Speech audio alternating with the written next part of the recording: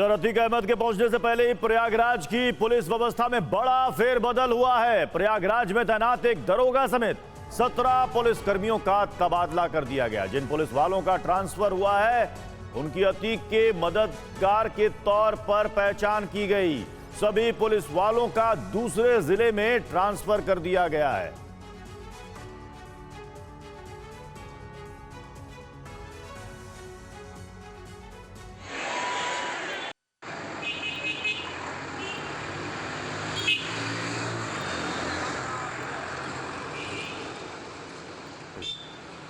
अब इस वक्त सीधे हम रुख करते हैं कुमार कुंदन का। कुंदन, क्योंकि आप जिस जगह पर मौजूद हैं और वो बहुत ही इंपॉर्टेंट प्लेस इसलिए हो जाता है क्योंकि हर किसी को फिर 2020 का वो विकास दुबे कांड याद आ जाता है, क्योंकि इसी के बाद फिर मीडिया कर्मियों को कवरेज से रोक दिया गया था।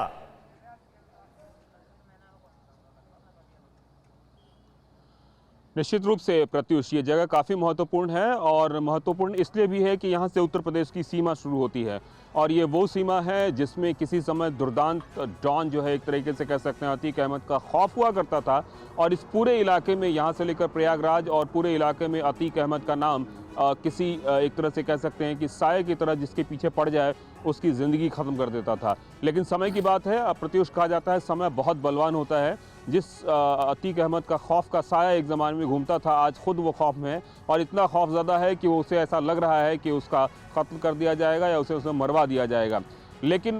फिर मैं कहना चाह रहा हूँ कि वक्त की बात है। एक समय बड़ी लंबी गाड़ियों में घूमा करता था, आज जो है वो पुलिस के वज्रवाहन में बैठ के आ रहा है और बाकायदा रिक्वेस्ट करता है कि मुझे 2 मिनट के लिए नेचुरल कॉल्स आए हैं, कृपया गाड़ी को रोक दीजिए, तब जाके किसी जगह पे रोका जाता है। तो ये वक्त की बात है और वक्त का ये भी बताएं क्योंकि यहाँ पर अतीक का काफिला इस बॉर्डर पर जहाँ पर आप खड़े हैं, सुबह के 9:30 से 10 बजे के आसपास वो काफिला पहुंचेगा और जो खबरें आ रही हैं कि शायद यहाँ के बाद से उसमें कुछ चेंजेस हो रूट में, या तो वो चित्रकूट बांदा होते हुए पहुंचे या फिर ये कहा जा रहा है कि वो मैनपुरी और कानपुर होते हुए पहुंचेगा।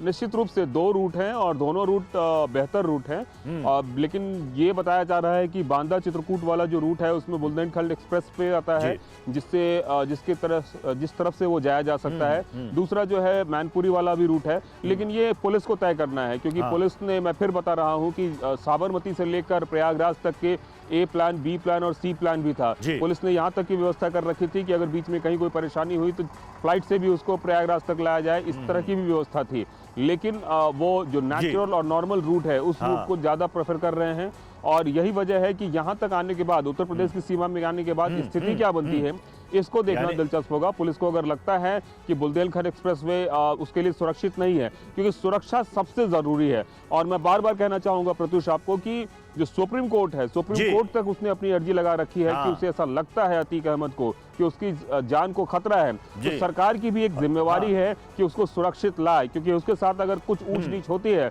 तो सरकार को यहाँ नहीं बल्कि सुप्रीम कोर्ट में जवाब देना पड़ेगा, जो सरकार के लिए काफी महंगा साबित हो सकता है। यही वजह है कि पुलिस जो है IPS रैंक के ऑफिसर अमूमन प्रत्युष जब भी किसी आतंकवादी को या जब भी किसी गुनहगार को पुलिस जो है ले जाती है जिले अदालत में पेशी के लिए और उस पे उसका जो है फैसला सुनाया जाना होता है, तो ये जो लोकल पुलिस, सबसे बड़ी बात ये भी है कुंदन की ऐसा नहीं है कि यूपी पुलिस, ऐसा भी नहीं है कि यूपी पुलिस साबरमती जेल से पहली बार अतीक अहमद को ला रही हो। ये भी दर्शकों तक ये बात पहुंचानी जरूरी है क्योंकि 2022 में लखनऊ कोर्ट में पेशी के लिए आ चुका है अतीक अहमद। उसके बाद फिर वापस वो साबरमती जेल भी गया था और फिर दूसरी बार अब यूपी STF उसे लेकर आ रही है।